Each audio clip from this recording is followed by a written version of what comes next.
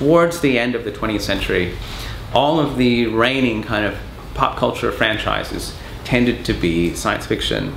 They tended to be Star Wars or Star Trek or The Matrix, The X-Files. Just around the turn of the millennium, that changed. And the first harbinger of it was Harry Potter. But then we became obsessed with The Lord of the Rings, and Twilight, Narnia, True Blood. We, as a culture, started asking questions that science fiction wasn't so good at answering. And these were questions that didn't have to do with maybe technology or the future or space or aliens. We needed something else to help us answer or at least ask those questions, and that something else turned out to be fantasy. We needed to think about magic, for lack of a better world, but also about the natural world and about the past. Those are the preoccupations of fantasy, and right now those seem to be our preoccupations. You mean like climate change and geopolitical wars? Yes, I mean, when you look at where modern fantasy began, it began with a lot of people, but principally Tolkien and Lewis, writing in the 20s and 30s. And it's very interesting to see where these guys came from. Tolkien and Lewis, both combat veterans of World War I. They were both fighting at the Somme. And that generation presided over the complete destruction of the world that it knew as children. Those people saw the electrification of cities. They saw the horse replaced by the automobile. They saw the rise of mass media. They saw the rise of psychoanalysis and mechanized warfare. The world that they lived in looked nothing like the world of their childhood. And this kind of trauma that they lived through was what gave birth, I think, to fantasy, which is a literature of longing, a longing for things that are lost, things in the past or wherever you locate them. And I think that we right now are in a similar position. We live in a world that has been radically transformed and does not closely resemble the world we grew up in.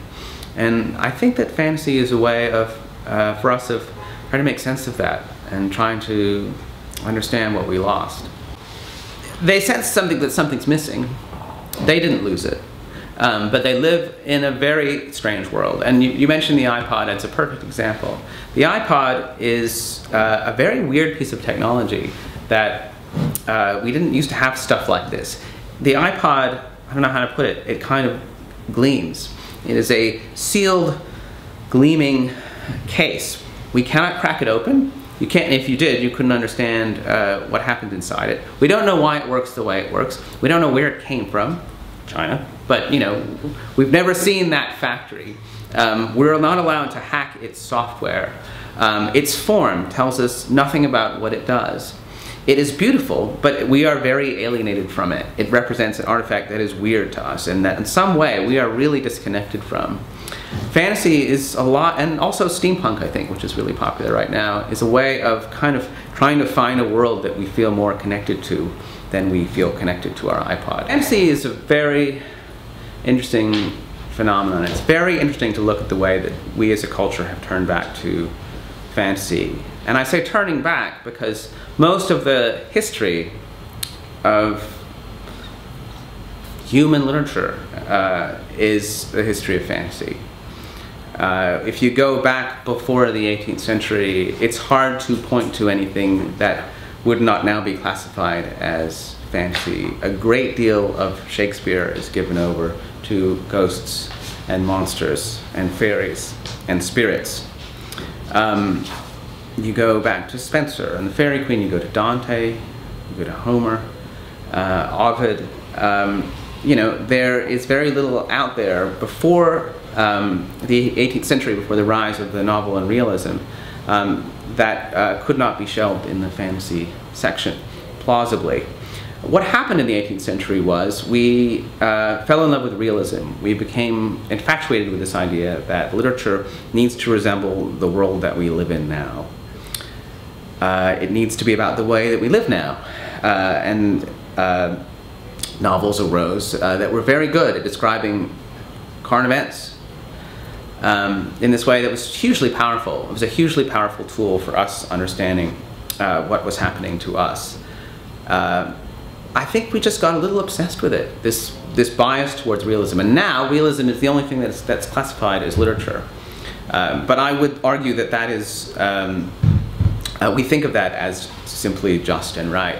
But in fact, it's an aberration. And I think it's one that is in the process of being corrected.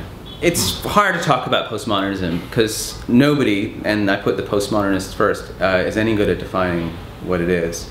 Postmodernism to me looks a lot like modernism, and I'm not sure it's wholly distinct from it.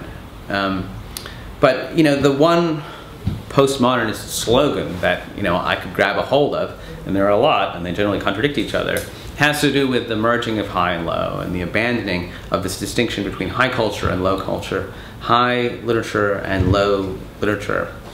That is actually happening. And the way you see it happening is literary writers, and there's a list as long as my arm: Michael Chabon, Jonathan Lethem, Kazuo Ishiguro, people who are understood to be literary writers, but using the tropes of fantasy and science fiction, borrowing them because they need them in order to say what they're trying to say. And slowly, as this kind of cross-pollination happens, and you see it going the other way, you see a lot of fantasy writers using the tools of high literature to tell fantastical stories. The distinction between those two worlds is dissolving, that distinction between high and low. And I think that's a good thing. And if that's postmodernism, I'm all for it.